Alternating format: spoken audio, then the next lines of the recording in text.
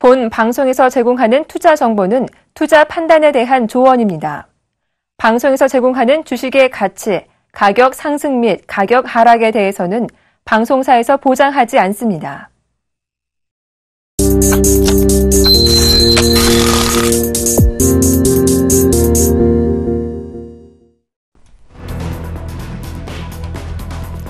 그리스와 국제채권단 트로이카는 그리스의 구제금융을 4개월 더 연장하기로 합의했습니다. 그리스 정부는 현행 구제금융 명칭인 마스터 재정지원기구 협정의 6개월 연장을 요청했으나 이날 회의에서 4개월로 줄었습니다.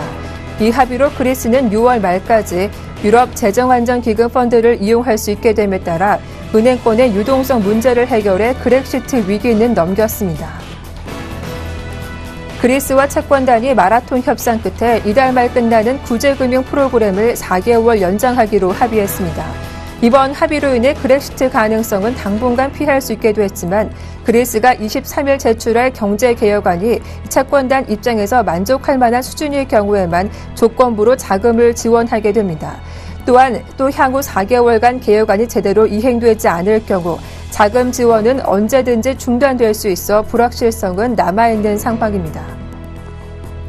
국제신용평가사 무디스가 러시아의 국가 신용 등급을 투기 등급으로 강등했습니다. 등급에 해당하는 BAA3에서 투자 부적격 등급인 BA1으로 한 단계 낮춘다고 밝혔습니다. 등급 전망도 부정적으로 제시했습니다. 무디스는 우크라이나 사태와 국제유가 하락, 통화가치 하락 등이 겹치며 러시아의 중기 성장 전망이 악화하고 있다고 등급 강등 이유를 밝혔습니다.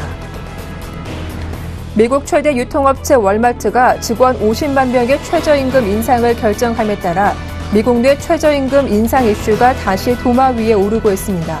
월마트는 4분기 실적을 발표하면서 근로자 임금 인상 및 교육에 10억 달러 이상을 투자하겠다고 발표했습니다. 이에 따라 올해 시간당 평균 최저 9달러를 시작으로 오는 2016년엔 최저 10달러부터 임금이 책정됩니다.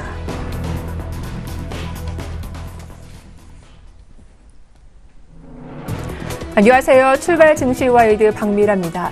설 연휴 기간 동안 그리스에서 날아온 구제금융 연장 소식이 이번 주 우리 증시의 호재가 될 전망입니다. 그리스의 유로존 탈퇴 우려가 해소되자 우리가 쉬는 동안 미국과 유럽 등 세계 증시가 껑충 뛰었는데요. 게다가 미국의 기준금리 인상 둘러싸니도 국내 증시에 우호적으로 흘러가고 있죠. 이번 주에 있을 옐런 의장의 발언이 또 어떤 영향을 줄지도 지켜보셔야겠습니다. 먼저 자세한 마감 지수부터 확인해 보겠습니다. 네, 지난 금요일 뉴욕 3대 지수는 역대 최고치를 기록했습니다. 다우지수가 0.86% 오르며 18,140선을 기록했죠. S&P 500도 0.6% 오른 2,110선에 마감하며 역대 최고치를 기록했습니다. 나스닥 상승 눈에 띄었는데요. 나스닥 지수가 8거래 연속 오르며 4,955의 종가를 형성해 5,000선 고지를 눈앞에 두게 됐습니다. 유럽 증시 분위기도 확인해 보겠습니다. 네, 주요국 증시는 혼조세를 보였죠. 유로그룹 회의 결과를 앞둔 영향으로 풀이가 됐는데요. 영국 증시가 0.38% 상승한 가운데 독일이 0.44% 올랐고요. 반면 프랑스 증시는 0.05% 소폭 쉬어가는 흐름이 포착되기도 했습니다. 잠시 후면 우리 시장 개장을 앞두고 있죠. 긴 연휴 끝에 문 여는 우리 시장의 그리스와 호재를 어느 정도 반영해서 상승할지 지켜보셔야겠습니다. 출발 증시와이드 지금 바로 시작합니다.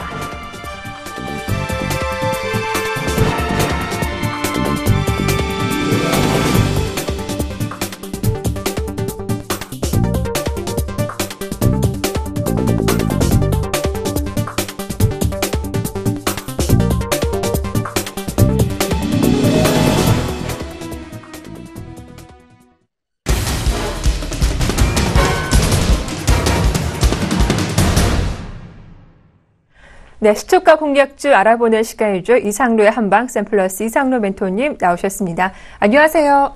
네, 반갑습니다. 네, 오랜만에 뵙습니다. 예. 네. 자, 오늘은 시초가 공략주 알아보기 전에 AS 받을 종목이 상당히 많은데요. 세 종목부터 AS를 받아보겠습니다. 먼저 도이치모터스 현재 무승부를 기록하고 있는 종목이고요. 그리고 패를 기록하고 있는 종목이 또 한솔테크닉스, 그리고 시젠은 무려 또 급등세가 나오면서 현재 승률이 상당히 좋은 종목이기도 한데요.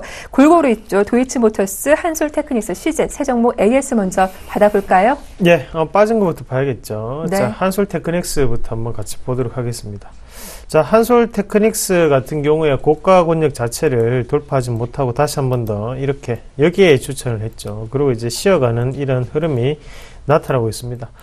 자, 이게 빠졌다고 보기 애매합니다. 사실 이 한솔테크닉스나 아니면 뭐 도이치모터스 같은 경우에는 거래 일수가 상당히 짧았습니다. 그래서 지금 큰 변동성 자체가 나타나지 않는 그런 단봉의 형태를 지금 띄고 있는 부분이고, 자, 주봉상으로 우리가 체크를 한번 해본다면 바닥권에서 지금 시세가 한번 올라오고 난 다음에 지금 옆으로 횡보를 하고 있는 권역이거든요. 하지만 이 옆으로 횡보를 하면서 실적에 대한 흑자 전환에 대한 뉴스가 나왔었죠.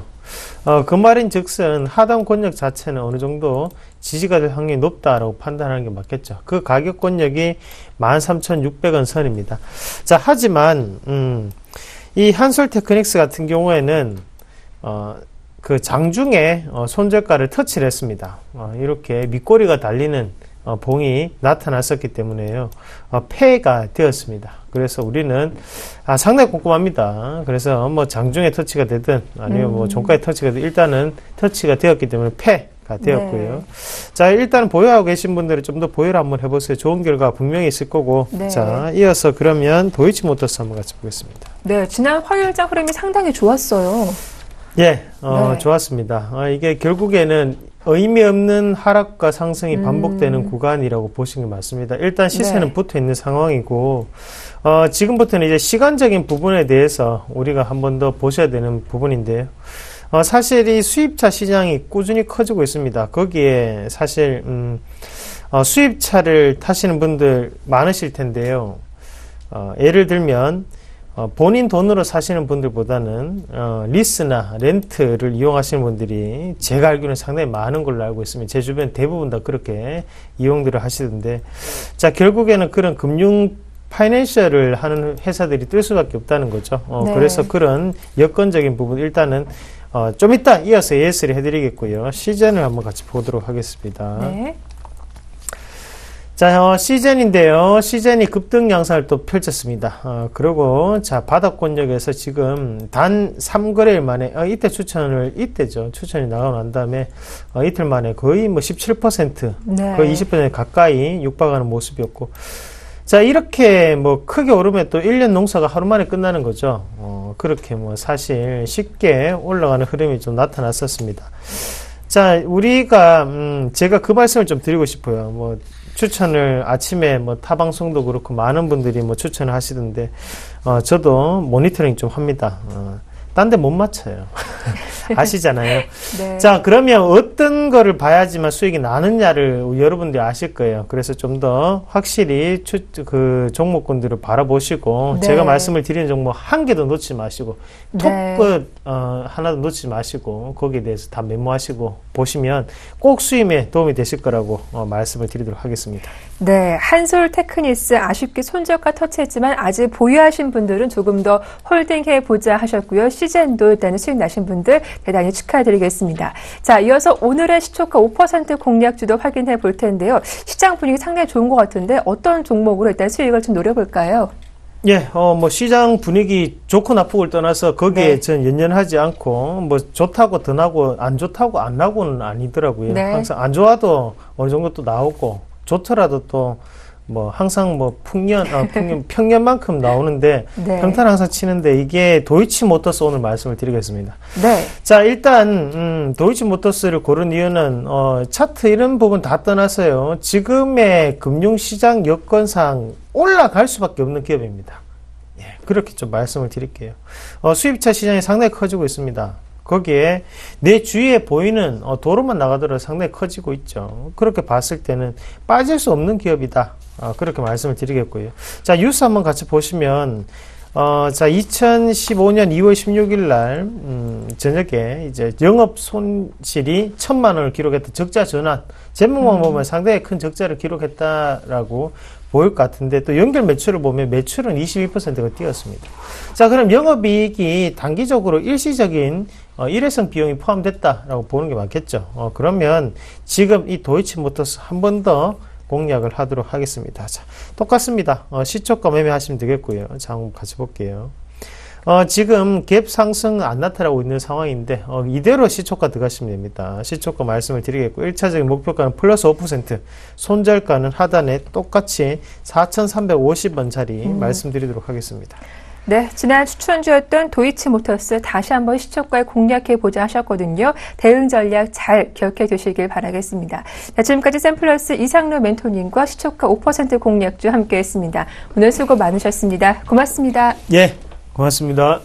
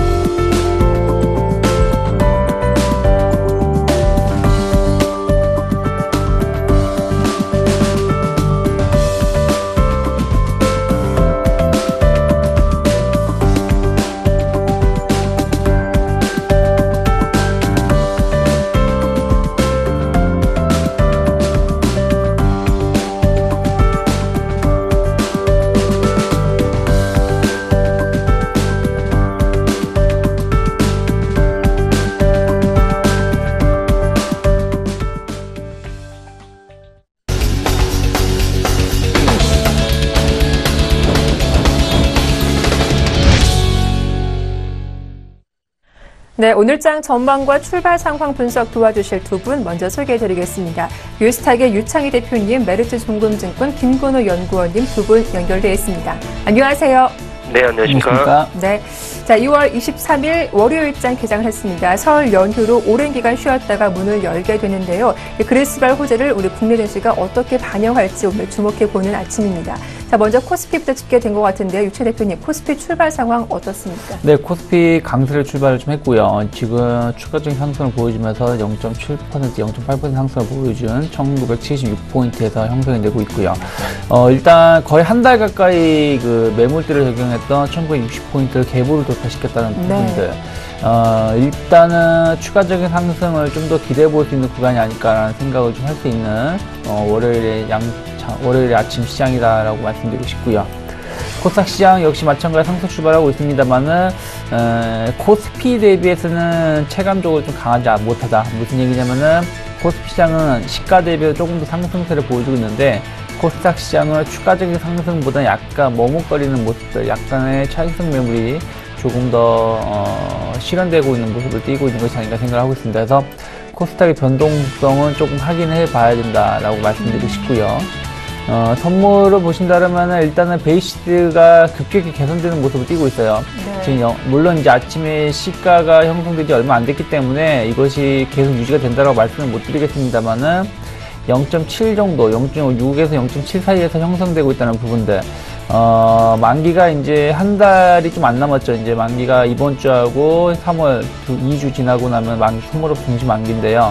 그럼에도 불구하고 선물 베이시스가 좀 개선되고 있다, 강세로 좀 전환되고 있다는 얘기는 지수에 대해서 조금 더 긍정적으로 프로그램 매수로 좀 기대해 볼 수 있는 상황이 아닌가라는 생각을 좀 하고 있습니다. 그래서 미결제 악종도 계속 늘어나고 있고 좀 긍정적으로 시장을 바라볼 수 있다는 걸 말씀드리고 싶고요. 환율을 좀 보신다면 전체적으로 일단은 그 3원이 올라가지고 1105원에서 지금 형성이 되고 있다고 보고 있고요. 일단은 1,100원을 중심으로 해가지고 이번 주도 약간의 그 방향 선택할 가능성이 높다. 근데 그리스 사태가 어쨌든 조금 봉합의 모습을 띠고 있기 때문에 원화가 추가적인 약세를 띌 가능성은 좀 적지 않을까 생각을 좀 하고 있고요. 지난 설 전에 이제 원화가 좀 급등락을 보여줬던 것이 어떻게 보면 엔화의 움직임하고 좀 연동된다고 볼 수 있겠는데, 엔화도 추가적인 약세를 띠고 있는 것은 아니기 때문에 원화가 1,100원대에서 좀 안정권을 움직이지 않을까 생각을 하고 있습니다. 네, 현재 말씀하신 대로 코스피 지수는 오늘 계보로 오르면서 1976포인트대 현재가를 기록하고 있는 상황입니다. 외국인 수급에 부담된 그리스발 우려가 해소되면서 외국인의 자금 유입이 좀 오늘 기대가 되는 아침이기도 한데요. 수급 분위기 어떤지 확인해 보도록 하겠습니다. 김근호 연구원님. 네, 코스피 같은 경우에는 개인이 104억 정도 순매도하고 있고요. 외국인과 기관이 각각 81억, 26억 순매수하고 있습니다. 기관 수급 주체들을 좀 쪼개보면 금융투자, 보험투신, 그리고 사모펀드 쪽이 순매수 기조 보여주고 있고요. 기타금융하고 은행, 연기금, 그리고 기타 법인 쪽은 순매도 기조를 아침 초반에 보여주고 있는 상황입니다. 전체적으로 또 외국인과 기관이 개인들의 매물을 좀 받아주고 있는 형상으로 좀 보여지고요. 뭐 이런 경우에는 보통 굉장히 좀 상승폭이 좀 나오죠. 업종을 좀 살펴보죠. 외국인 같은 경우에는 대형주, 시가총액이 큰 종목들 위주로 좀 사고 있는데, 이게 최근 트렌드였습니다. 비차익 매매, 그러니까 프로그램 매매가 아니라 시가총액이 큰 종목들 위주로 개별 종목별로 좀 닿는 경우들이 있는데, 오늘도 그런 게 좀 보이지 않나. 근데 시가총액이 큰 종목들이 대부분 경기민감주에 속하는 종목들이 많습니다. 그 부분은 좀 참고를 해주시면 좋을 것 같고요. 그 다음으로 외국인들이 좀 사는 업종들 보면 운송장비, 화학, 금융, 전기가스, 중형주, 통신, 전기전자, 운수창고, 그리고 은행, 철강금속, 음식료. 그러니까 세부적으로 좀 쪼개봐도 대부분 상위에 포지셔닝이 되어 있는 업종들, 외국인의 순매수 업종들은 경기 민감 업종들이 많습니다. 이 부분은 슬슬 경기 민감주에 대한 부분을 외국인들이 지속적으로 좀 늘려가고 있다라는 부분으로 좀 받아들이셔야 될 것 같고, 반면에 이제 기관이 사는 종목, 업종을 좀 보면 기관도 외국인과 거의 대동소이합니다. 코스피 지수 쪽에 시가총액이 큰 종목들, 그리고 대형주 사이즈 이런 종목들을 위주로 좀 순매수 기준을 늘려가고 있고요. 그 다음으로 섹터별로는 전기전자, 제조, 운송장비, 건설, 금융, 유통, 통신, 보험, 음식료, 기계, 서비스 순으로 좀 매수하고 있는데, 기관은 상위에는 역시나 경기 민감주들 포지셔닝 되어 있고, 그리고 내수 업종, 통신이라든지 통신이라든지 음식료 이런 업종들도 좀 소폭 사고 있는 모습, 유통도 마찬가지고요. 이런 부분을 좀 봤을 때는 기관 같은 경우에는 경기 민감주와 내수주를 동반적으로 좀 사는 모습이 포착되고 있다라는 부분으로 좀 이해해 주시고요. 코스닥 시장에서는 개인은 35억 순매수, 그리고 외국인은 43억 순매도, 기관은 9억 순매수 기조. 수급 주체별로 좀 쪼개보면 금융투자, 그리고 기타 법인 정도가 순매도 기조 보여주고 있고요. 투신과 연기금, 사모펀드 쪽은 순매수를 아침 초반에 좀 이어가고 있습니다.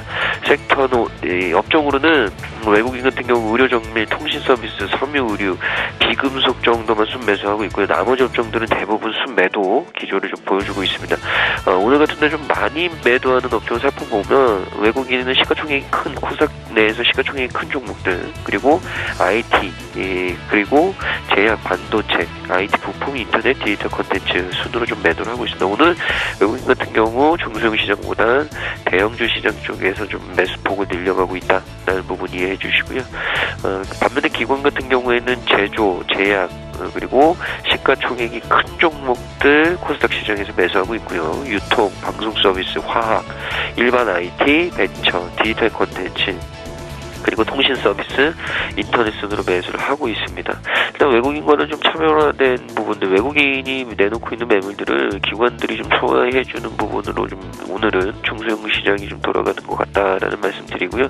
특징적인 것은 제약바이오는 최근에 기관이 지속적으로 좀 매수를 하고 있는 부분들, 그리고 디지털 콘텐츠, 특히나 게임주 같은 경우에도 최근에 낙폭과대에 의한 반발 매수를 좀 보여주고 있다라는 말씀드리겠습니다.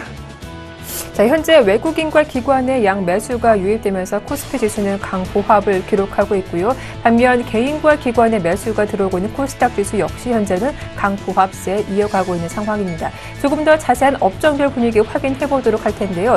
유채 대표님, 업종별 분위기 어떻습니까? 일단은 뭐 코스피 위주로 전업종군이 좀 강세를 띠고 있는 게 특징이 아닐까 생각을 좀 하고 있고요. 네. 아무래도 대형주들, 특히 이제 그리스의 사태가 조금 완화가 되면서 경기 민감주들이 좀 강하게 올라오는 것이 아닌가 생각을 좀 하고 있고요.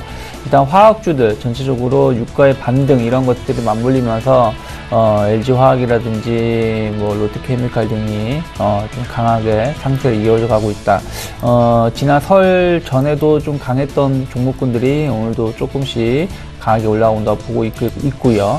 그리고 철강금속 쪽도 포스코가 0.3% 정도 올라오고 있는 모습을 띠고 있고요. 전체적으로 현대제철이라든지 철강 관련된 종목군들 소폭이나마 강세를 좀 띠고 있다라고 생각하고 있고요. 전기전자 쪽은 LG그룹주들이 조금은 삼성그룹주에 비해서 약한 흐름을 띠고 있습니다만은 LG이노텍이 조금 상승을 추가적인 상승을 좀 보여주려고 하고 있고요. SK하이닉스는 그냥 상승은 보여주고 있습니다만 최근에 박스권 움직임 그대로 유지가 되고 있다 생각하고 있고요. 삼성전자가 한 1% 가까운 상승세, 삼성전기라든지 삼성 SDI 조금 강하게 삼성그룹주들을 끌어올린다고 보고 있고요. 운송장비 쪽은 이제 아무래도 이제 유가 영향으로 인해 가지고 화학주랑 비슷하게 움직이고 있다 생각하고 있습니다.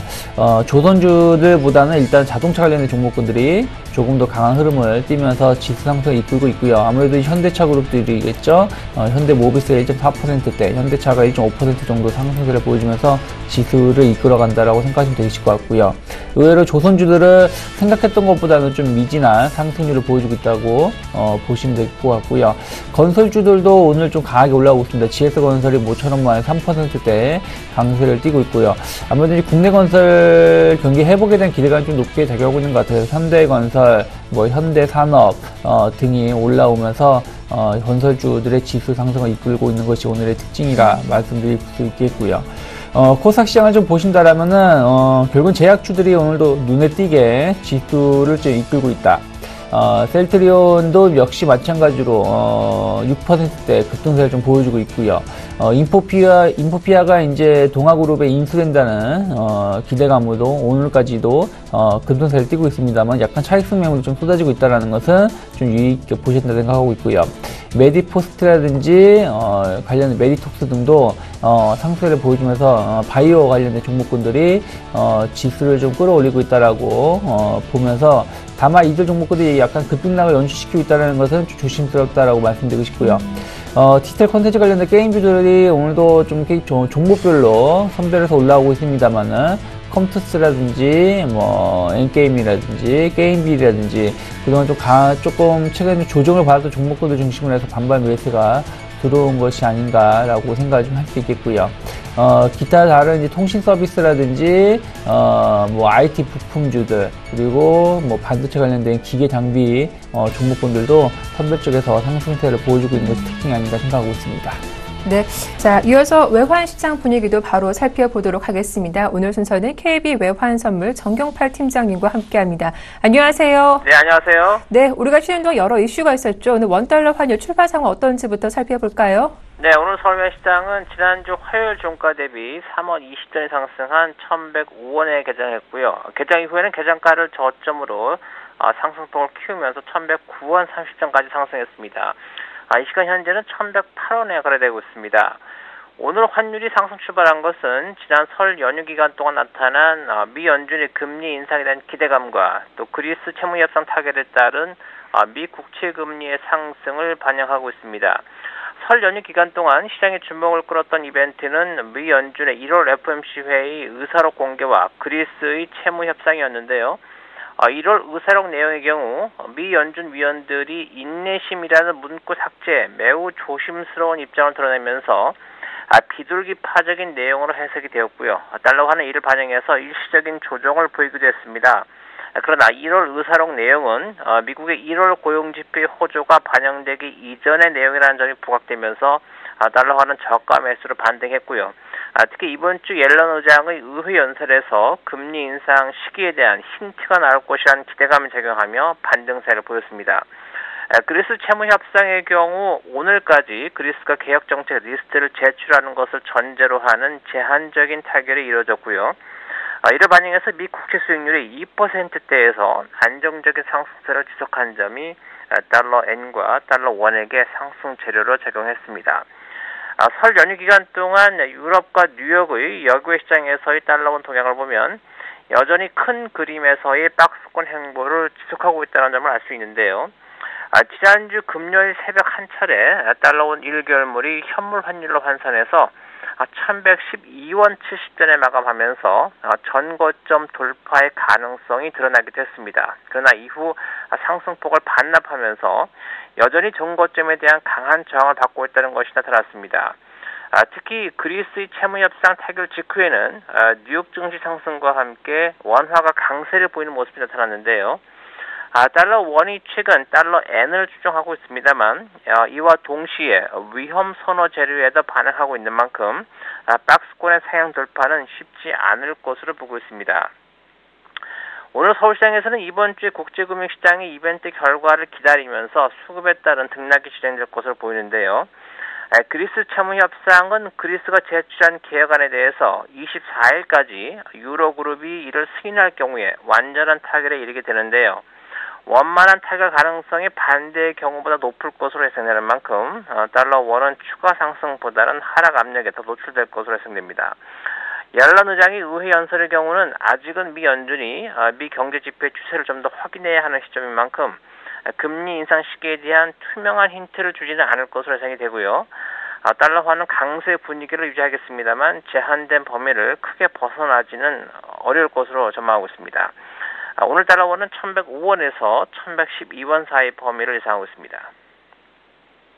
외환 시장 전망까지 말씀 자세하게 들어봤습니다. 도움 말씀 고맙습니다.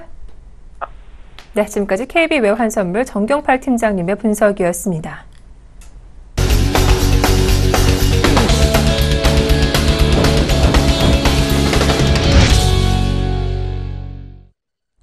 네, 오늘의 돌발 정보 분석해보도록 하겠습니다. 먼저 SBS가 기대 이상의 실적을 기록하더니 장 초반 강세를 형성하고 있습니다. 지난해 연말 좀 바닥을 찍고 올해 초부터 반등을 시도하고 있는데요. 신규 접근 가능한 자리인지 한번 살펴보도록 하고요. 또 4, 5년 만에 최악의 황사로 불리는 겨울철 미세먼지가 극성을 부리면서 오늘 미세먼지 관련주도 동반 급등세가 나오고 있습니다. 출근하신 분들 좀 건강관리 잘 하셔야 될 것 같은데 종목별 흐름도 살펴보도록 하겠습니다. 먼저 김근호 연구원님. 네, SBS 같은 경우에는 올해 실적 개선에 대한 기대감, 이 부분인데, 역시나 이제 중요한 거에 주가는 대부분 이제 실적에 이 뒷받침이 되죠. 주가 상승은 보통 실적이 뒷받침된 주가 상승이 오래 가고 또 많이 오르는 경우가 많은데, SBS 같은 경우 올해 광고 시장 쪽에 업황 회복 이 부분에 의해서 올해 전체적으로 실적이 좀 개선될 것이다라는 기대감이 좀 나오고 있습니다. 근데 광고 시장의 업황 회복은 뭐 실질적으로 아직까지는 기대감이지 완전하게 업황이 회복했다고는 시그널들은 아직 나오진 않고 있습니다. 그 이유는 사실 우리가 알고 있는 공중파 광고라든지 매체 광고, 전통적인 매체 광고가 이제 뭐 신문, 잡지, 그리고 라디오, TV 이 네 가지 정도가 전통적인 매체인데 최근에 이제 많이 달라졌죠. 온라인 광고라든지 모바일 광고가 좀 활성화되면서 이쪽 시장이 훨씬 더 크기 시작했거든요. 그러니까 전통적 매체 쪽의 광고는 굉장히 경쟁도 치열해졌고 단가도 굉장히 좀 낮아졌습니다. 근데 중요한 게 이제 새로운 광고 매체들의 발달로 인해서 그쪽으로 발전이 되고 이제 새로운 신 매체들이 좀 좋아지고 있죠. 이 SBS 같은 경우 작년에 2분기에 실적 부진이 나왔고 3분기 월드컵이 있었음에도 불구하고 대한민국 대표팀의 성적이 좋지 않으면서 3분기 월드컵 성과 쪽의 부진, 그리고 전반적인 광고 경기 자체의 침체, 이런 부분들로 인해서 실적 부진을 겪었는데 중요한 게 작년에 너무 안 좋았다. 그 기저 효과가 올해 기대가 되는 거죠. 사실은 큰 성장을 보이지 않아도 작년에 너무 안 좋았던 부분들이 있기 때문에 올해는 생각보다 좋아 보일 수 있다. 근데 중요한 게 올해 1분기, 그리고 1분기가 이제 올해 굉장히 좀 중요하겠죠. 그럼 1분기 실적을 까보고 2, 3, 4분기 실적에 대한 기대치들이 나오겠죠. 그리고 전체적인 로드맵이 그려질 거고요. 1분기에 대한 실적은 좀 지켜봐야 될 것 같고, 광고 경기 회복이라고 하는데 실질적으로 회복이 되어가고 있는지는 조금 지켜봐야 됩니다. 제가 방금도 말씀드렸듯이 완전하게 회복되는 시그널은 나오지 않았기 때문에. 그리고 이제 광고 총량제 외에도 방통위에서 공영방송 쪽의 수신료 인상, 중간 광고 도입 등의 규제 완화가 추진 중인데, 이게 되면은 또 얘기가 달라지죠. 특히나 제일 중요한 중간 광고의 도입입니다. 지금 이 공중파가 아닌 케이블이라든지 종편 쪽에서 중간 광고를 하고 있죠. 그러니까 프로그램 중간중간에 광고를 시행하게 되죠. 이게 중간 광고인데, 만약에 공중파에서 이게 된다고 하면 이 광고 단가가 아무리 낮아졌다고 해도 분명히 효과는 있겠죠. 그런 부분들을 좀 지켜봐야 될 것 같고, 규제 완화의 움직임은 뭐 지속적으로 있긴 한데 실질적으로 뭐 입안이 돼야 되고 입법이 돼야 되고 이런 부분들을 거치려면 시간은 좀 더 필요하겠죠. 아직까지는 기대감은 있다라는 말씀을 좀 드리고 싶습니다. 기술적인 얘기를 좀 드리면 일단 뭐 기술적인 부분에 있어서는 추가적인 상승은 충분히 좀 가늠해 볼 수 있는 자리라는 얘기를 좀 드리고 싶습니다. 더 가야겠죠. 더 가야 될 것 같고, 오늘 35,000원 돌파했는데 슈팅 한 번 더 나올 수 있다. 그러니까 추가적인 상승은 한 번 더 좀 가져갈 수 있다라는 얘기를 좀 드리고 싶습니다. 그래서 전체적으로 좀 실적이라든지 주가는 좋아지는 분위기로 무게를 조금 더 두어야 되는 종목이라는 말씀을 좀 드리고요. 오늘 또 황사 관련주들 얘기가 많이 나오네요. 서울에서 황사 경보가 2월에 발령된 거에 2009년 2월 20일 이후 처음이라고 합니다. 또 전국에 황사특보가 발효된 게 지난 2011년 5월 이후 3년 9개월 만에 황사특보가 발효가 됐다고 하죠. 겨울철에 황사특보가 내려진 것을 따지면 4년 2개월요. 그러니까 2010년 12월. 그러니까 사실 실질적으로 겨울철에 황사가 일어나는 경우가 굉장히 좀 드물다라고 생각을 하시면 돼요. 그렇게 생각을 하시면 될 것 같고, 그래서 관련주들 KPM테크, 크린앤사이언스, 웰크론, 대정화금 같은 종목들이 오늘 급등을 하고 있습니다. 그만큼 굉장히 황사의 농도도 높을 가능성, 이런 얘기들이 나오고 있습니다. 그래서 관련주들이 있는데, 이런 관련주들, 보통 이런 이슈들은 오래 안 가죠. 오래 안 가는 부분들이 있기 때문에 뭐 역시나 단발적인 뉴스 플로우에 의한 급등, 이 부분으로 좀 판단을 해야 될 것 같고요. 뭐 기술적인 조건으로 하기에는 약간 리스크가 너무 크지 않나라는 말씀 드리겠습니다. 네. 자, 이어서 다음 종목들도 확인해 보겠습니다. 이 시장 분위기가 우호적으로 형성되어 있는 가운데 오늘 자동차 관련주 흐름도 체크해 보겠습니다. 우리가 쉬는 동안 유럽에서 현대기아 자동차 판매가 호조를 보였다는 소식이 들리기도 했는데요. 현대차의 경우 이틀째 오르고 있는 가운데 기아차는 소폭이지만 이 7거래 연속 상승하면서 46,000원대까지 주가를 회복한 상태입니다. 이 자동차 관련주 흐름을 살펴보도록 하고요. 또 GS건설이 파라나스 호텔 매각 소식이 강세인데요. 또 한편 이 호텔의 우선 협상 대상자로 GS 리테일 선정되면서 종목 역시 주목을 받고 있는 상황입니다. 증권거사지만 좀 엇갈린 전망을 내놓고 있죠. 지난 화요일 이 주가가 급락 이후 오늘 소폭이지만 반등세 나오고 있는데 어떤 영향을 주게 될지 살펴보도록 하겠습니다. 유채 대표님 먼저 자동차주부터 한번 살펴볼까요? 네, 현대차, 기아차가 좀 강세를 좀 띠고 있습니다. 유럽 시장에서 지난 1월달 자동차 판매 수가 전년 대비 한 6.2% 증가, 102만 9,000대가 판매를 이뤘다고 얘기가 나오고 있죠. 그러다 보니까 현대차, 기아차가 조금 수혜를 입을 수 있지 않겠느냐 기대감이 작용하고 있는 것 같아요. 현대차가 약 7.1% 정도 증가를 했고요. 기아차가 5.5% 증가해가지고 전체적으로 좀 고른 판매를 좀 기록했다 생각을 좀 하고 있고요. 점유율은 여전히 5.8% 정도로 크게 변동 없다라는 평가가 나왔는데, 다만 현대차, 기아차가 올해 신차 효과를 좀 기대하기가 좀 쉽지 않다라는 부분들, 그리고 유럽 경기가 좀 회복이 되면서 약간 1월달에 판매가 늘어난 것인지 아니면 12월 효과 이후에 반발 매수가 들어온 것인지 좀 봐야 되지 않을까 생각을 좀 하고 있고요. 여전히 유로존이라든지 러시아의 불확실성 이런 것은 좀 확인이 필요하기 때문에 이러한 추세가 이번 달 혹은 다음 달까지 좀 더 이어지는지 여부를 좀 체크하실 필요가 있다 생각하고 있고요. 일시적으로 반등은 주가는 무의미하다. 현대차, 기아차 모두 일단 최근에 좀 낙폭 가대에 따른 인식으로 좀 올라온 부분들이 있었고 오늘도 주가가 좀 올라오다 보니까 같이 올라갔던 부분들이 있는 것이라 판단한다라면은 아직 추세가 전환되지 못했다라고 생각하고 있기 때문에 무리한 추격 매수는 좀 자제하자라고 말씀드리고 싶고요. GS건설이 진짜 말도 많고 탈도 많았던 파르나스 호텔 매각 우선 협상자를 선정했다고 얘기가 나오고 있죠. 중요한 것은 이것이 이제 뭐 파라다이스라든지 다른 그룹에다가 매각을 하려고 했던 부분들이 계속해서 차질이 빚어졌어요. 그러다가 결국에는 계약서를 통해서 매각을 좀 하겠다라는 결정이 나오지 않았나 생각 좀 하고 있습니다. GS 리테일이 약 7,500억에서 8,000억 사이에서 인수 우선자 협상에 나서게 됐고요. GS 건설 입장에서 본다라면 약간 2,700억 정도 차익을 볼 수 있는 기대감이 형성되고 있는데 반면에 GS 리테일은 좀 비용이 좀 과다하게 부담된다는 생각으로 조금 부정적으로 인식이 되고 있는 것 같습니다. GS 건설은 지난 화요일에는 효과를 보지 못하고 하락 전환됐던 부분들 그런 것들이 오늘 좀 상승세를 보여주고 있는데 이것이 뭐 큰 호지는 아니라 생각하고 있습니다. 이미 이것을 매각을 하려고 했었던 부분들이 그동안 실패를 하다가 이번에 매각 절차가 나오는 것이기 때문에 이로 인한 주가 상승은 제한적이다 볼 수 있겠고요. 최근에 소액주주들로부터 소송을 집단 소송을 당한 부분도 있기 때문에 그러한 것들에 대한 불확실성은 좀 해소가 필요하지 않을까 생각하고 있고요. 재무구조 개선에 대한 기대감은 있습니다만 그러한 것들은 일회성 요인이라 생각하고 있다는 거 언급해드리고 싶고요.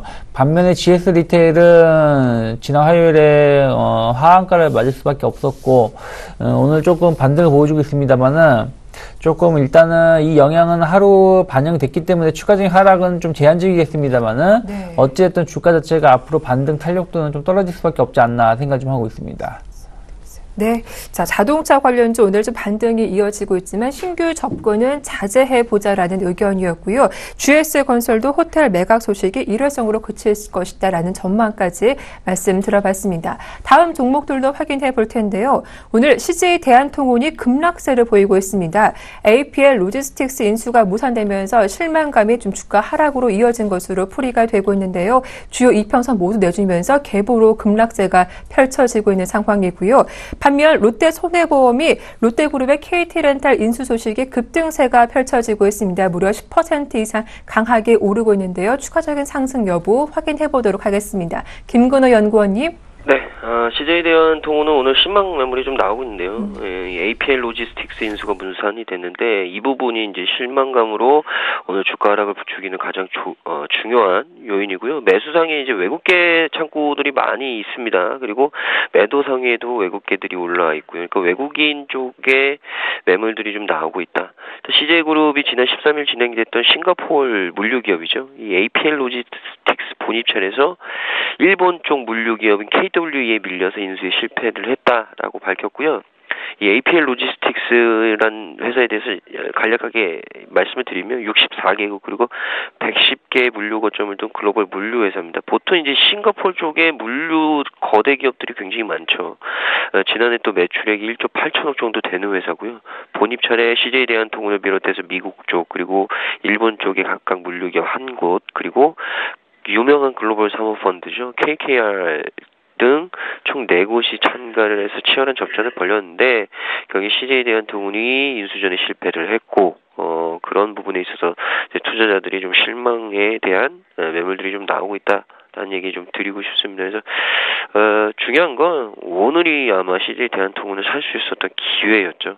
오늘 17만 원, 그러니까 18만 원이 깨졌다 올라왔는데 저는 17만 원, 그러니까 18만 원이 깨졌을 때는 CJ 대한통운 같은 경우에는 참 사볼 만한 자리이지 않았을까. 시간은 지났지만 저는 그렇게 좀 생각한다라는 말씀 드리고 이제 CJ 대한통운 같은 경우에는 갭이 생겼으니까 갭자리 메워야죠. 갭자리 메우는 부분도 있을 거기 때문에 순수하게 펀더멘탈로만 보더라도 충분히 좀 다시 갭자리 메울 가능성이 높다. 그렇다면 결국에는 상승이 더 나올 가능성이 있다. 상승이 나올 가능성이 있다. 라는 말씀을 드릴 수 있는 거고요. 롯데선보 같은 경우에는 KT렌탈 인수 때문에 오늘 또 급등을 하고 있습니다. KT렌탈 인수에 따른 시너지 효과에 대한 기대감, 롯데그룹 이 부분 때문에 오늘 또 롯데선보가 좀 좋은 모습 보여주고 있고요. 18일에 렌터카 시장 1위 업체인 KT렌탈 인수전에서 우선 협상 대상자로 롯데그룹이 선정이 됐고 KT렌탈 인수를 계기로 렌터카 업종을 그룹의 새로운 성장 동력으로 키워나갈 계획, 기존의 유통, 금융, 관광에서 그룹 사업들과 연계하면 굉장히 시너지가 가능할 것이다. 그래서 롯데쇼핑, 롯데하이마트, 롯데선보 모두 다 좋아지고 있습니다. 그래서 결국에는 KT렌탈 인수로 인해서 각 그룹사, 계열사들 갖고 있는 이 체인들을 충분히 엮어서 밸류 체인을 만들 수 있는 기대감, 이런 부분들이 주가로 좀 작용을 하고 있다라는 말씀 드리고요. 저는 굉장히 좀 긍정적이라고 생각은 하는데 오늘 급등은 어느 정도 그러한 기대감을 반영을 했다라는 말씀 드리겠습니다. 네. 자, 이어서 다음 종목도 확인해 보겠습니다. 동부 C&I가 장 초반 급등세를 펼치고 있는데요. 동부 전자재료 매각에 따른 재무구조 개선 작업이 마무리될 거란 기대감이 반영되고 있는 상황이죠. 한편 또 시장에서는 투자 경고를 받은 종목인데 아이네스쿨이 무려 8거래 연속 상한가를 이어가고 있습니다. 오늘도 역시 상한가에 들어선 종목이기도 한데 어떤 재료가 있는 것인지 한번 자세하게 확인해 보도록 하죠. 유창 대표님. 네, 동부 C&I가 일단 동부전자 재료를 매각을 하게 되죠. 한 71억 정도에 매각한 뒤에 청산하기로 했다라고 얘기가 나오고 있는데 일단 그로 인해 가지고 재무구조 개선에 대한 기대감이 작용하고 있는 것 같아요. 다만 이러한 것들이 최근에 뭐 처음 나온 것이 아니라 그전에도 몇 번 얘기가 나왔던 부분들이 있었고 동부그룹이 계속해서 조금 좀 재무구조가 계속 좀 불확실성한 부분들이 있었죠. 그래서 이번에 이걸 매각한다고 해서 완전히 불확실성이 해소가 되는 건 아니다 생각하고 있습니다. 그러다 보니까 주가 역시 급등락을 좀 기록하고 있다. 차익 매물이 크게 쏟아지고 있는 것이 아닌가 생각하고 있는데요. 추세가 전환된 것은 아니라 생각하고 있고요. 단발성 이슈로 본다라면 제가 봤을 때는 추가적인 추격 매수는 좀 자제하면서 향후 주가 움직임의 추이를 살펴볼 필요가 있지 않을까 생각하고 있습니다. 여전히 동부그룹주들은 좀 불확실성이 남아있다고 생각하고 있다는 거 언급해드리고 싶고요. 아이네스쿨이 오늘도 상한가를 기록을 하고 있어요. 뭐라고 말씀드리기 좀 애매한 모양인 것이죠. 중국의 이제 그 룽투게임즈라는 회사에 어떻게 되면 인수가 되는 것이라고 볼 수 있겠죠. 217억 정도 유상증자를 하고 그렇게 되면은 이 회사가 최대 주주가 되고요. 그렇게 되면서 중국 시장 진출에 대한 기대감이 작용하고 있는 것이 아닌가 생각하고 있습니다. 중국 룽투게임즈는 도탑전기 등 이제 퍼블리시 게임 업체고요.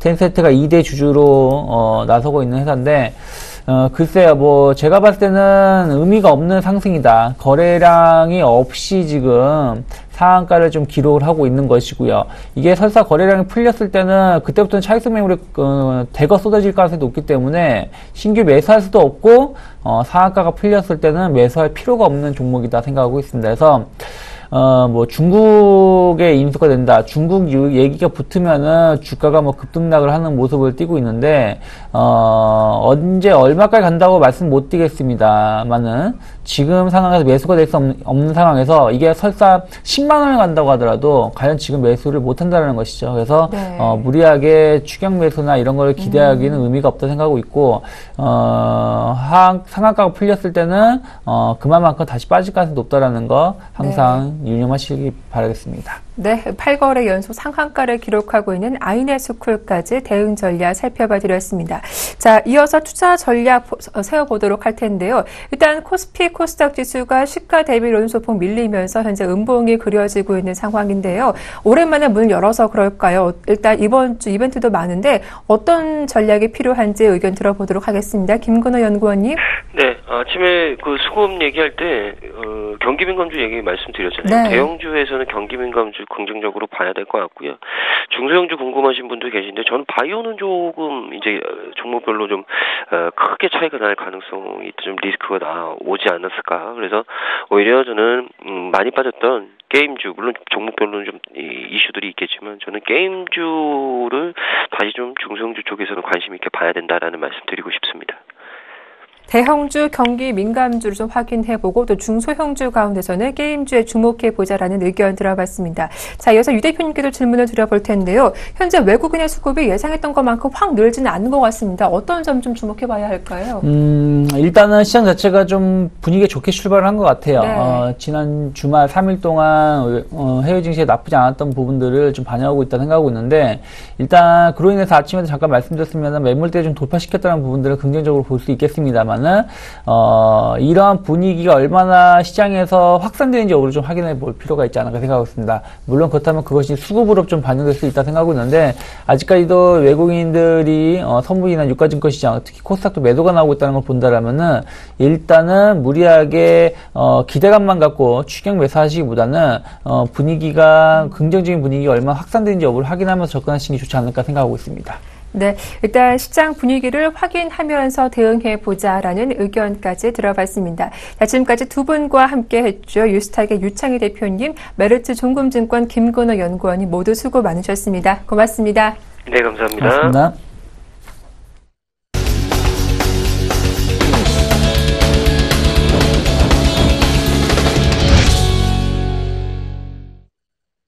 네, 2월 23일 월요일장 개장한 지 30여 분 흘렀는데요. 현재 구간 시장 흐름 살펴봐 드리겠습니다. 네, 먼저 코스피부터 보겠습니다. 오늘 1970포인트 중반에 출발한 코스피 지수가 상승폭을 좀 줄이면서 1970.55포인트 기록하고 있죠. 지난 화요일 거래일보다 9포인트 정도 오른 상황입니다. 수급 동향도 분석해 보겠습니다. 현재 외국인과 기관의 양 매수가 들어오고 있지만 매수세가 더 확대되지는 않고 있죠. 기관 쪽에서 137억 원 매수 우위를 보이고 있고요. 외국인은 79억 원 사고 있습니다. 반면 개인 쪽에서 200억 원 매도 우위를 보여주고 있습니다. 코스닥 분위기도 확인해 보겠습니다. 역시 강보합권 흐름이 이어지고 있는 상황인데요. 전거래일보다 3포인트 정도 오른 612포인트대 거래가 되고 있습니다. 0.54% 강보합 유지하고 있죠. 수급 동향 분석해 보겠습니다. 네, 장 초반 흐름이 역시 마찬가지로 흘러가고 있습니다. 외국인만 홀로 매도하고 있는 모습인데요. 144억 원 매도 우위를 기록하고 있는 가운데 개인과 기관이 매수하고 있습니다. 개인이 91억 원, 기관 쪽에서 59억 원 사고 있습니다. 네, 좀 더 자세한 시장 전략 짜보도록 하죠. 증권사 오인에게 물어봤습니다. 네, 먼저 최희승 차장입니다. 글로벌 증시는 훈풍이 불고 있지만 국내 증시는 관망세가 이어지고 있다. 정영훈 팀장, 3월 20일 양자 완화 기대감으로 견조한 상승세가 지속될 것이다 하셨고요. 김혜란 연구원은 코스닥 바이오 관련주 관심을 갖자. 김현경 주식팀장은 IT 부품, 자동차 부품 섹터에 관심을 두자라는 의견이었고, 끝으로 안상현대리는 그리스 리스크가 해소되면서 지수 상승 예상된다. 홀딩 전략을 유지하자라는 의견이었습니다. 네, 오늘 순서는 HN투자증권의 최희승 차장님과 함께 하겠습니다. 안녕하세요. 네, 안녕하십니까. 네, 자, 그리스발 호재에도 불구하고 국내 증시 상승세가 예상만큼 강한 것 같지는 않습니다. 관망세가 이어지고 있다는 분석이었는데요. 조금 더 자세한 전략 들려주시죠. 네, 아무래도 이제 글로벌 증시는 대부분 그 선진국 증시들은 이제 신고가 행진을 하고 있는 그런 모습인데, 국내 시장 같은 경우에는 오늘 8포인트 정도 플러스 나오고 있긴 합니다만, 장 초반에 좀 약세를 조금 더 이제 강세로 좀 만회하는 그런 모습이고요. 일단 그 외국인이 현재 78억 순매수, 기관이 144억 순매수로 그 매수세가 그렇게 강하게 들어오는 모습은 아닙니다. 따라서 그 외국인의 어떤 거침없는 매수세가 좀 들어와 줘야 될 것 같고요. 지금 거래대금 자체도 7천억 정도 수준이기 때문에 보통 화랑장까지는 아니더라도 정상적인 시장에서는 4조에서 5조 사이 정도의 거래대금이 좀 나와줘야 어떤 시장의 좀 정상적인 흐름이 좀 이어질 것으로 보기 때문에 당분간은 좀 관망세가 좀 유지될 것으로 보여집니다. 또 한 가지는 그 개별주 시장 같은 경우에는 실적이나 모멘텀, 이제 앞으로 실적 발표가 이제 줄줄이 3월 달까지 계속해서 있을 예정이지만, 이런 실적이나 모멘텀이 받쳐주는 종목들 위주로 개별주 시장 흐름은 당분간 좀 지속될 것으로 보여지고요. 오늘도 마찬가지로 개별주 시장의 흐름 0.63% 정도 상승을 해주고 거래대금도 약 한 6,700억 정도 상당히 양호한 흐름으로 좀 진행되고 있습니다. 따라서 개별주 장세 계속해서 좀 트레이딩 관점에서 좀 긍정적으로 보여지고요. 조만간에 지금 갤럭시 S6 공개가 지금 임박해 있습니다. 그래서 관련주들에 대한 트레이딩도 상당히 좀 유효해 보이는데, 오늘 아모텍이라던가 기타 종목들, 동양강철이라던가 어떤 이런 이제 메탈 케이스 업체들, 뭐 여러 가지 관련 종목들이 있습니다만 그런 종목들 같은 경우에는 일시적인 모멘텀을 좀 받을 수 있는 만큼 관심을 좀 가져봐야 될 것 같고요. 좀 큰 틀에서 좀 말씀을 드리자면은 지금 뭐 셀트리온으로 지금 비견되고 있는 뭐 제약 바이오, 특히 이제 바이오 시밀러를 좀 포함된 그런 업종들 같은 경우에는 지금 뭐 그 바이오 항체 의약품 같은 경우에 2020년까지 그 로열티 만료가 지금 상당히 좀 많은 종류, 150가지 이상의 만료가 예정돼 있기 때문에 이런 부분들에 대해서는 바이오 시밀러, 말 그대로 글자 그대로 시밀러 유사한 바이오 항체 의약품들이 상당히 좀 매출이 크게 증가할 수 있는 모멘텀이 될 것으로 보여집니다. 이런 부분들은 뭐 1, 2년을 보고 하는 게 아니라 큰 트렌드에서 봤을 때 상당히 그런 쪽으로는 좀 거스를 수 없는 그 대세 흐름이 좀 진행되고 있다 좀 보여지기 때문에 뭐 셀트리온이라던가 뭐 그 메디포스트라던가 이런 뭐 줄기세포 관련 바이오 항체 의약품 쪽에서는 계속해서 좀 큰 관심이 좀 필요해 보입니다. 글로벌 증시와 비교하면 국내 증시의 관망세는 이어지고 있지만 실적과 모멘텀이 있는 개별주 장세는 지속될 것이다라는 전망 자세하게 들어봤습니다. 도움 말씀 고맙습니다. 네, 감사합니다. 네, 지금까지 HM투자증권 최희승 차장과 함께했습니다.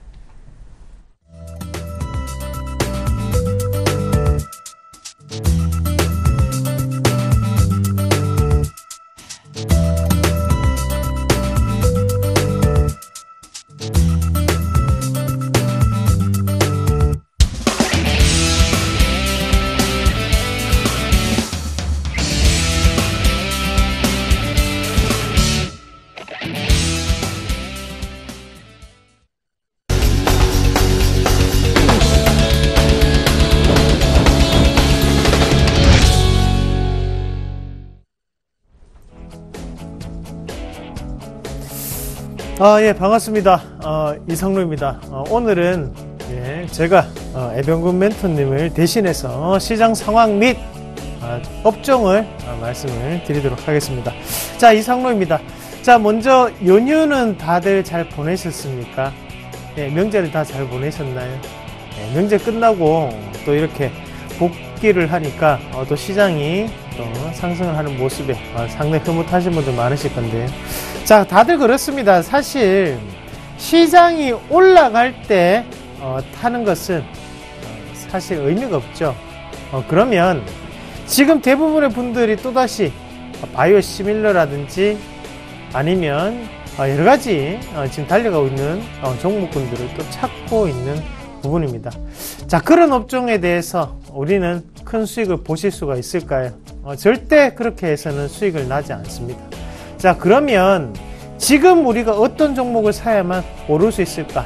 바로 바닥권에서 행보하고 있는 종목군들이겠죠. 그런 종목군들을 다시 한번 보시길 바라겠고요. 자, 지금 일단은 글로벌적인 가장 큰 변수를 먼저 한번 확인해 보실 필요가 있을 것 같은데요. 자, 저는 오늘 이 부분을 말씀을 드리고자 합니다. 먼저 차트 한번 같이 볼게요. 이 증시는 어떤 나라의 증시일까요? 바로 일본의 니케이 지수에 대한 부분입니다. 자, 니케이 지수가 어느덧 또다시 한 번 더 작년 2007년의 고점 자체를 돌파하는 그런 모습이 나타나고 있다는 거죠. 언제 이만큼 올랐을까요? 상당히 많이 올랐어요. 그리고 또 한 가지 더 볼게요. 자, 독일 지수를 보실 건데요. 자, 닥스 지수죠. 닥스 지수가 상당히 다시 한 번 더 가파르게 오르면서 신고가 행진을 지속을 하고 있습니다. 자, 메르켈 총리가 그리스에 돈을 빌려준다, 안 빌려준다, 여러 가지 말들이 많았지만 그런 것과는 상관없이 지수는 계속적으로 오르고 있었다는 거죠. 자, 이 두 나라, 이 두 대륙의 공통점은 뭘까요? 바로 환율이라는 부분입니다. 자, 일단은 달러화가 약세를 보이면서 미국의 증시는 크게 오르는 모습, 지금까지 오르고 있는 상황이고요. 거기에 독일 증시도 바로 유로화의 약세와 더불어서 꾸준히 오르고 있는 상황입니다. 자, 그리고 니케이는요, 마찬가지죠. 그러면 지금 글로벌적인 부분을 보고 한국 증시로 돌아왔을 때 국내 금융시장이 가장 큰 화랑을 보였을 때가 언젠지를 한 번 더 살펴보셔야 될 겁니다. 자, 2008년도, 2009년도 바로 금융위기가 나타나고 난 다음부터 증시는 급격하게 오르는 모습이 나타났었다는 거죠. 그 말은 무슨 말이냐면 바로 환율이라는 부분이 약세 기조로 돌아섰을 때 가장 크게 오를 수가 있다가 될 수 있겠고요. 그런 입장에서 본다면 지금의 한국 증시의 가장 큰 발목을 잡고 있는 것은 아직까지도 환율적인 분위기다. 그러면 오늘 증시가 상승하고 있는 분위기는 바로 환율이 다시 한 번 더 1100원대를 돌파해서 1108원대까지 올라갔기 때문이다. 그런 결론을 내릴 수가 있겠습니다. 자, 환율은 왜 오를까요? 바로 다음 달에 있을 금리에 대한 인하 기대감이 지금 시장이 작용하고 있다라고 볼 수 있겠죠. 그렇게 본다면 지금은 다시 한 번 더 코스닥보다는 코스피의 종목군들, 바로 수출주, 수출 민감주 쪽으로 우리가 좀 더 보시는 전략이 맞지 않겠나, 그렇게 말씀을 드리겠고요. 자, 그러면 전체적인 시장을 우리가 봤기 때문에요, 지금부터 보셔야 되는 부분은, 자, 그러면 과연 어떤 업종을 사야지만 지금 시장에서 다시 한 번 더 크게 우리가 수익을 볼 수 있을까라는 부분이겠죠. 자, 저는 오늘 이 업종 말씀을 드리겠습니다. 바로 통신업종 말씀을 드리도록 하겠습니다. 자, 뒤에 배경은 통신업종을 조금 깔아주시면 좋을 것 같습니다. 자, 통신업종. 자, 우리가 알고 있는 핀테크 관련주. 자, 나오고 있죠. 여러 가지 종목군 나오는데, 어때요? 우리가 노출이 되고 살려니까 종목군들이 빠지고 있습니다. 자, 사물인터넷 관련주도 한번 같이 볼게요. 자, 사물인터넷 관련주도요, 살려고 하니까, 이제 소폭 오르고 빠지고 뭐 크게 수익을 못 보고 있는 상황이다. 그죠? 자, 그런데 왜 갑자기 통신업종은 왜 나왔을까? 자, 사물인터넷. 말 그대로 부품의 사물기기가 전달이 되는 상태고요. 거기에 대해서 스마트 홈 시스템이 적용이 된다는 거예요. 자, 여러분 와이파이를 하시면서 와이파이가 그냥 되는 겁니까? 그냥 공짜입니까? 그렇게 되는 거예요? 아니죠. 바로 기반에는 광대역이라는 시장 자체가 깔려있다. 바로 통신이 깔려있다는 겁니다. 자, 그럼 전반적인 인프라가 확충이 되어야지만 여러가지 사물인터넷이라든지 아니면 핀테크, 인터넷 은행이 활성화가 될 수 있는 계기가 될 수 있다는 거죠. 그러면 가장 우선적으로 올라갈 수 있는 종목 섹터는, 예, 맞습니다. 바로 통신업종이 우선적으로 활로를 개척을 해놔야만 증시는 다시 한 번 더 사물인터넷 시장과 핀테크는 크게 성장할 수가 있다는 거죠. 자, 사물인터넷 시장 자체, 바로 부품을 종목군들을 들고 무작정 이 종목군들이 갈 때까지 나는 기다려야지, 상당히 어리석은 짓입니다. 어떤 업종이 먼저 갈 수 있는지 그 업종을 보고 통신이 움직이고, 그 다음에 통신 장비가 움직이고, 그 다음에 통신 부품들이 움직일 수가 있겠죠.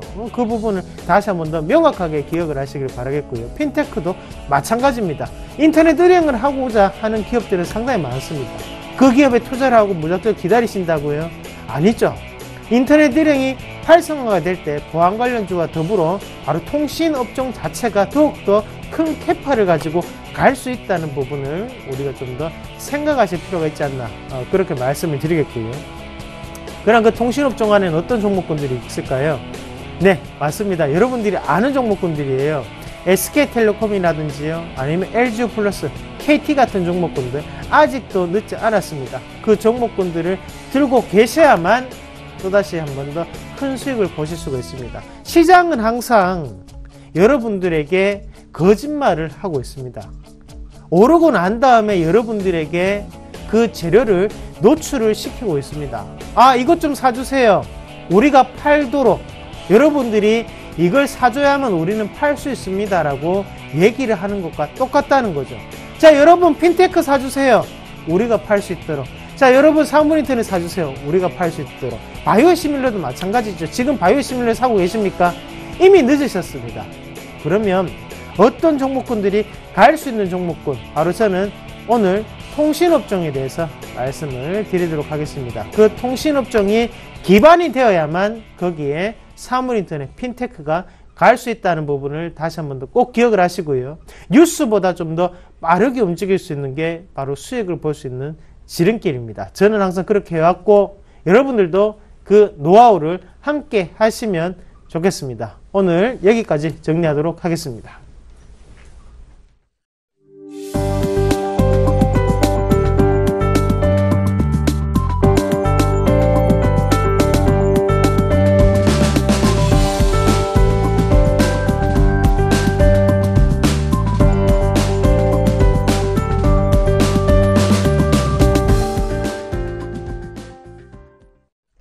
네, 그리스발 우려가 완화되면서 외국인의 자금 유입이 기대되는 가운데 현재 코스피는 1970포인트를 중심으로 거래가 되고 있습니다.